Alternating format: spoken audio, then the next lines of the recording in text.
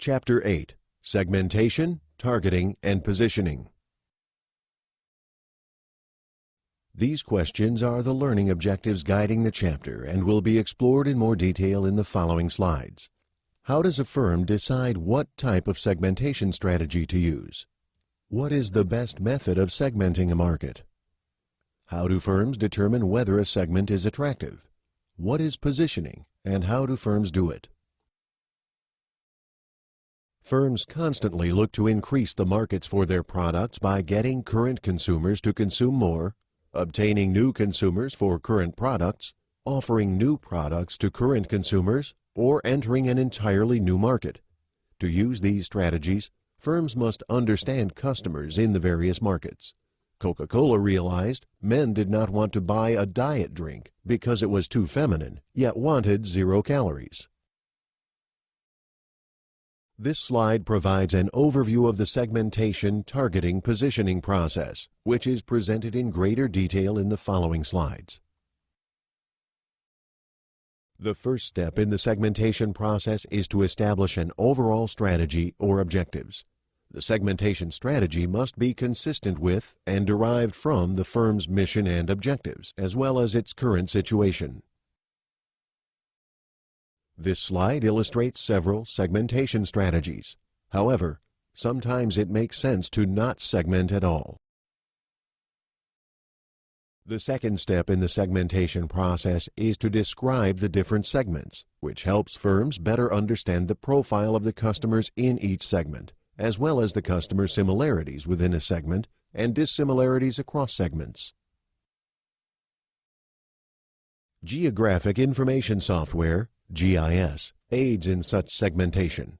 Many firms use regional brands of popular products. When Dunkin' Donuts introduced soup to its menu, it included New England clam chowder, which appealed to Northeastern consumers. But franchisees in Texas objected to this choice. Understanding regional preferences can define a company's success or failure. Demographic segmentation, the most common segmentation strategy, groups consumers according to easily measured, objective characteristics such as age, gender, income, and education. The U.S. Census Bureau provides one of the most important marketing research tools, census data that offer a rich, free source of information about various consumers, suggesting segmentation possibilities. Psychographic segmentation delves into how consumers describe themselves. Psychographics involves knowing and understanding 3 components: self-values, goals for life; self-concept, the image people have of themselves; and lifestyles, the way we live. The most widely used psychographic tool is the Value and Lifestyle Survey. On the basis of their answers to the survey, consumers are classified into 8 segments in the 2 dimensions shown. The horizontal dimension shows the segment's primary motivation. Benefit segmentation groups consumers on the basis of the benefits they derive from products or services. Because marketing is all about satisfying consumers' needs and wants, dividing the market into segments whose needs and wants are best satisfied by the product benefits can be very powerful. Geodemographic segmentation uses a combination of geographic, demographic, and lifestyle characteristics to classify consumers. Retailers can use geodemographic segmentation to tailor each store's assortment to the preferences of the local community. This kind of segmentation is also useful for finding new locations. Loyalty segmentation is the strategy of investing in loyalty initiatives to retain the firm's most profitable customers. Airlines, for example, use frequent flyer miles to reward and retain loyal customers. The third step in the segmentation process involves evaluating the attractiveness of the various segments. To undertake this evaluation, marketers first must determine whether the segment is worth pursuing based on several criteria. Is the segment identifiable, substantial, reachable, responsive, and profitable? Firms must determine who is within their market to be able to design products or services to meet their needs. These women would appear in the same segment if the segmentation variable were gender, but in individual segments based on race or lifestyle. They also may be in different geographic or income segments. After the firm has identified its potential markets, it must measure their size. Just because a firm can find a market does not necessarily mean it represents a good market. But size, in terms of number of people, is not the only consideration. Despite its small size, the market for the original Hummer was incredibly profitable, and therefore was substantial. The best product or service cannot have any impact, no matter how identifiable or substantial the target market is, if that market cannot be reached through persuasive communications and product distribution. The Internet has enabled more people to be reached more easily, but various areas around the world simply cannot be served because they aren't accessible to marketing messages or because there isn't adequate distribution. For a segmentation strategy to be successful, the customers in the segment must react similarly and positively to the firm's offering. If, through the firm's distinctive competencies, it cannot provide products or services to that segment, it should not target it. Marketers must also focus their assessments on the potential profitability of each segment. Several segments may appear to be equally profitable, according to the illustrated formula. In some cases, however, it is more accurate to evaluate the profitability of a segment over the lifetime of one of its typical customers. Children under 15 represent a very profitable market segment, as this example illustrates. The segment would generate approximately $1,000 million. Hallmark looks at geographic segmentation when building new stores. They also use benefit segmentation for their online cards. In general, a company matches their competencies with the attractiveness of target markets. This illustration shows how a firm like Hallmark might match its competencies with the attractiveness of various alternative segments and use this process to pick the best fit. Charles Schwab is positioned as non-complicated and very friendly. Positioning strategies generally focus on either how the product or service affects the consumer or how it is better than competitors' products and services. Firms position their products and services according to value, salient attributes, symbols, and against competition.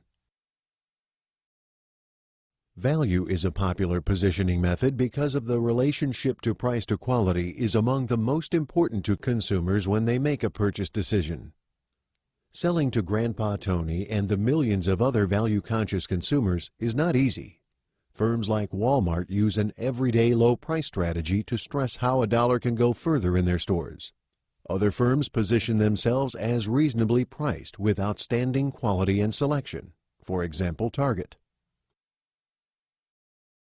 One of the most common positioning strategies focuses on the product attributes that are most important to the target market. Like Celia, many students develop a list of salient attributes when choosing a college. These lists often include price, but price might not be the most important attribute in the purchase decision. A well-known symbol can also be used as a positioning tool. These symbols are so strong and well-known that they create a position for the brand that distinguishes it from its competition. Firms that lack market leadership often position themselves in contrast with the leader to demonstrate that they offer the same, or better, service and quality. Motel 6 used quirky commercials to poke fun at its low-budget approach, but still point out that it offered the same services as more expensive hotels. Coca-Cola Zero positions itself against Coke. Now check yourself.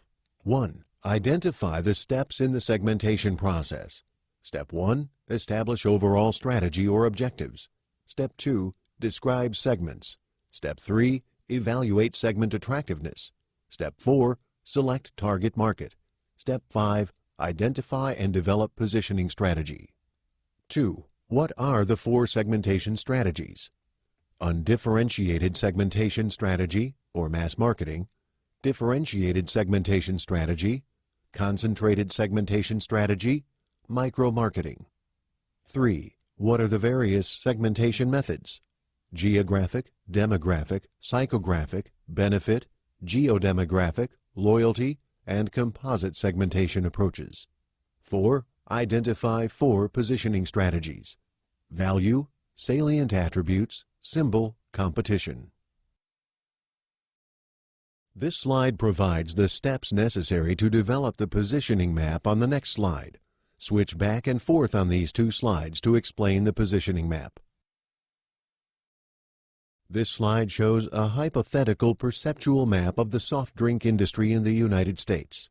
A perceptual map displays in 2 or more dimensions the position of products or brands in the consumer's mind. Now check yourself. 1. What is a perceptual map? A perceptual map displays in 2 or more dimensions the position of products or brands in the consumer's mind. 2. Identify the 5 positioning steps. Determine consumers' perceptions and evaluations of the product or service in relation to competitors. Identify competitors' positions. Determine consumer preferences. Select the position. Monitor the positioning strategy. Baking soda is an excellent example of a product that has experienced many repositionings in the marketplace. The periodic introduction of new uses causes consumers to redefine why they might need baking soda.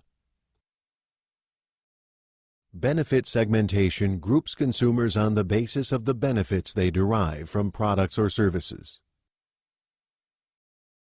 Demographic segmentation groups consumers according to easily measured, objective characteristics such as age, gender, income, and education. Geodemographic segmentation uses a combination of geographic, demographic, and lifestyle characteristics to classify consumers. Geographic segmentation organizes consumers into groups on the basis of where they live. Loyalty segmentation classifies customers by whether they buy almost exclusively from the firm. Psychographic segmentation, or psychographics, allows people to describe themselves using characteristics that help them choose how they occupy their time, behavior, and what underlying psychological reasons determine these choices. The Value and Lifestyle Survey, VALS, is a psychographic tool that classifies consumers into 8 categories based on their answers to a questionnaire.